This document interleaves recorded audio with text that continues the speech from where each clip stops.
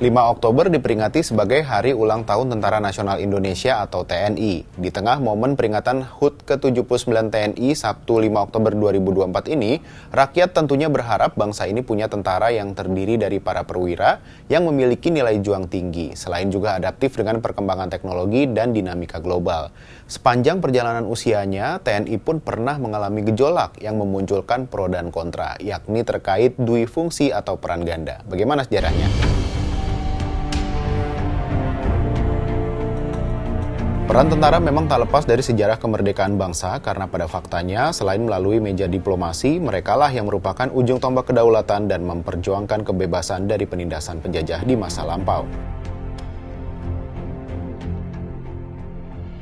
Sejak awal berdirinya Republik Indonesia sendiri, sebenarnya para perwira militer sudah mempunyai kecenderungan untuk berpolitik sebagai prajurit revolusioner. Pada bulan Juli 1958, militer diakui sebagai kekuatan politik dan tidak sedikit dari mereka yang mampu menempati singgasana-singgasana birokrat dan terjun dalam politik kenegaraan. Dengan meletusnya gerakan 30 September, peran serta militer dalam dunia politik semakin menguat. Angkatan Bersenjata Republik Indonesia atau ABRI sendiri sejak awal sangat menentang kehadiran PKI yang mereka nilai sebagai ancaman yang sangat berpotensi merusak tatanan bangsa. Nah, dari asumsi itulah ABRI seperti punya dua peranan yang cukup signifikan, yakni selain sebagai kekuatan pertahanan dan keamanan, ABRI juga menjalankan peran pada kekuatan sosial politik. Peran ganda inilah yang kemudian dikenal dengan dui fungsi ABRI yang mulai berkembang dan populer pada masa Orde Baru.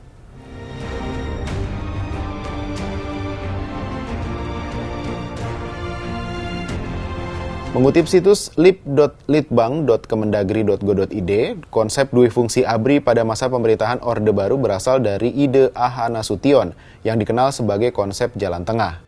Konsep ini merujuk pada gagasan bahwa militer tidak hanya berperan sebagai alat pertahanan keamanan negara, tetapi juga terlibat aktif dalam aspek ideologi, politik, ekonomi, sosial, dan budaya.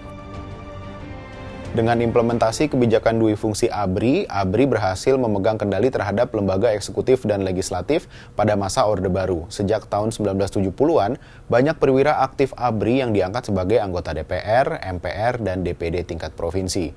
Di samping itu, personel ABRI juga menduduki posisi strategis dalam mengendalikan arah politik dari Partai Golkar.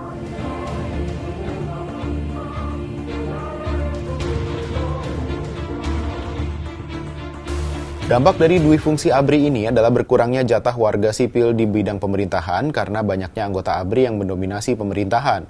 Hal ini juga menjadikan tidak transparannya sistem pemerintahan di Indonesia pada masa itu. ABRI yang turut memegang kekuasaan negara membuat demokrasi terkikis. Namun dalam kekuasaan yang dipegang militer ini kerap terjadi pelanggaran HAM sehingga sering terjadi kerusuhan. Militer yang memegang senjata dianggap terlalu keras saat mencampuri urusan sipil negara. Dui fungsi ABRI secara perlahan memudar seiring dengan jatuhnya pemerintahan Orde Baru yang dipimpin oleh Presiden Soeharto. Proses penghapusan dui fungsi ABRI dilakukan selama masa pemerintahan Presiden Kiai Haji Abdurrahman Wahid melalui reformasi TNI. Melalui reformasi internal, TNI telah melaksanakan proses refungsionalisasi peran pada sistem sosial masyarakat Indonesia. Perubahan atau penataan diri TNI tercermin dalam paradigma baru dan implementasi reformasi internalnya. TNI berupaya memposisikan diri secara tepat dan fungsional bersama fungsi-fungsi lain dalam sistem sosial masyarakat Indonesia. Pada akhirnya, dui fungsi ABRI memang layak untuk dihapuskan demi menciptakan sistem demokrasi Indonesia yang berlandaskan supremasi sipil. Dengan begitu, sistem demokrasi di negara kita benar-benar berasal dari rakyat, oleh rakyat, dan untuk rakyat. Dirgahayu TNI-ku.